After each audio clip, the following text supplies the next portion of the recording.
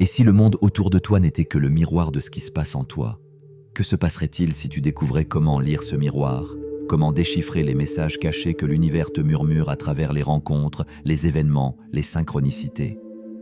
Dans cette série de vidéos, je te propose d'explorer ensemble les règles cachées du jeu de la vie. Les 7 principes hermétiques de l'Égypte ancienne qui nous révèlent les mécanismes et les lois qui gouvernent la réalité elle-même. Aujourd'hui, nous explorerons en profondeur le 2e principe. Le principe de correspondance qui nous enseigne que ce qui est en haut est comme ce qui est en bas. Ce qui est en bas est comme ce qui est en haut. Cette phrase, à elle seule, contient le secret de la structure même de la réalité. Écoute bien jusqu'au bout, et tu découvriras comment ce principe millénaire entre en résonance avec les dernières avancées scientifiques. Et surtout, je te dévoilerai comment l'utiliser concrètement pour développer ta sagesse émotionnelle et retrouver ton plein potentiel.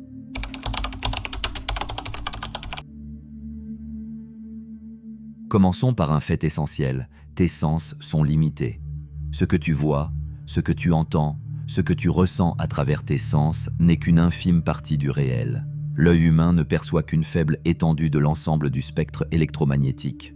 La lumière visible ne représente qu'une étroite bande dans l'immensité des longueurs d'onde électromagnétiques. Nous ne voyons ni les infrarouges, ni les ultraviolets, ni les ondes radio, ni les rayons gamma. Il en va de même pour le son.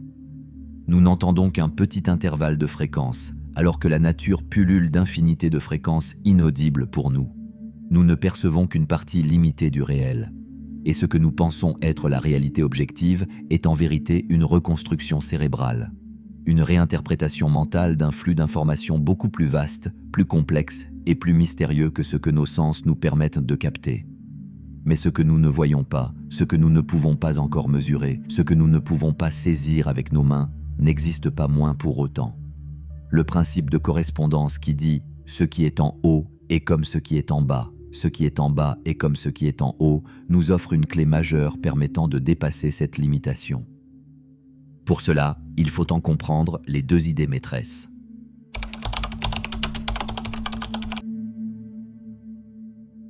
La première nous enseigne la nature fractale de l'univers. Une fractale est une forme dont chaque partie est identique au tout dont elle fait partie, mais à une plus petite échelle. Ce que tu observes au niveau de ce qui est infiniment grand, le macrocosme, tu le retrouvais dans ce qui est infiniment petit, le microcosme. Chaque fragment du tout reflète le tout dans son ensemble. Par exemple, notre système solaire qui est composé d'un soleil autour duquel des planètes orbitent, trouve son reflet dans l'atome qui est composé d'un noyau entouré d'électrons. De même, toutes les cellules d'un organisme vivant contiennent une copie complète de son matériel génétique. En somme, chaque cellule est en quelque sorte un microcosme de cet organisme. Et le corps humain est lui-même, d'une certaine façon, un microcosme de l'univers. La seconde idée nous apprend que l'univers est un organisme vivant où tout est interconnecté et s'influence mutuellement. Les différents grands plans de l'existence, le physique, l'émotionnel, le mental et le spirituel ne sont jamais vraiment séparés. Et ce que tu observes sur un plan trouve systématiquement son écho sur un autre plan. Tous les plans sont intimement imbriqués et obéissent à des lois communes. Un phénomène qui illustre très bien cette interconnexion est le phénomène d'intrication quantique. Lorsque l'on fait interagir 2 particules ensemble, un lien invisible se crée entre elles. À partir de là, tout changement se produisant sur l'une influence instantanément l'autre, même si elles sont séparées par des milliards de kilomètres. D'après une autre expérience réalisée par l'Institut HeartMath, de l'ADN humain extrait du corps continuerait de réagir aux états émotionnels et mentaux de la personne dont il provient. Et cela même à distance. Nous ne le réalisons pas toujours, mais nous sommes issus de la même explosion originelle, de la même matière stellaire, réorganisée en milliards d'organismes. Donc oui, nous sommes littéralement faits de poussière d'étoiles. Avant d'être toi, chaque atome de ton corps a eu d'innombrables formes, parfois un arbre, parfois un nuage, parfois une étoile.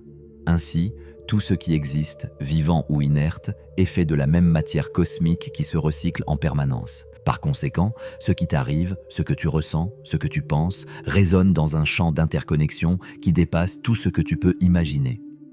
Si ce voyage te parle, si tu ressens que ce savoir a de la valeur, alors abonne-toi à cette chaîne, active la cloche et partage cette vidéo à quelqu'un qui doit entendre cela aujourd'hui. C'est comme ça que tu soutiens ce travail et que tu aides ces connaissances à circuler.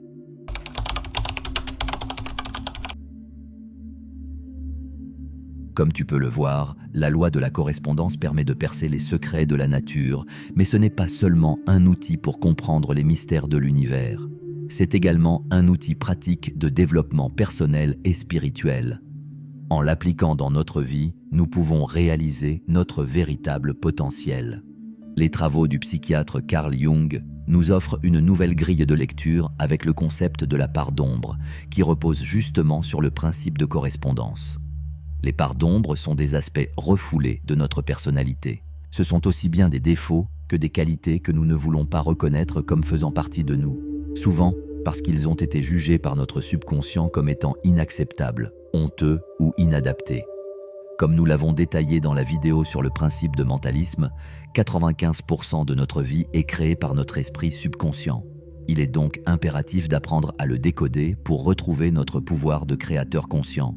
Ainsi, lorsque tu admires une personne, autrement dit lorsque tu la mets en haut, ce que tu admires chez elle n'est pas extérieur à toi. C'est un aspect de toi-même que tu ne t'autorises pas à voir chez toi et que tu t'empêches d'exprimer, du moins consciemment.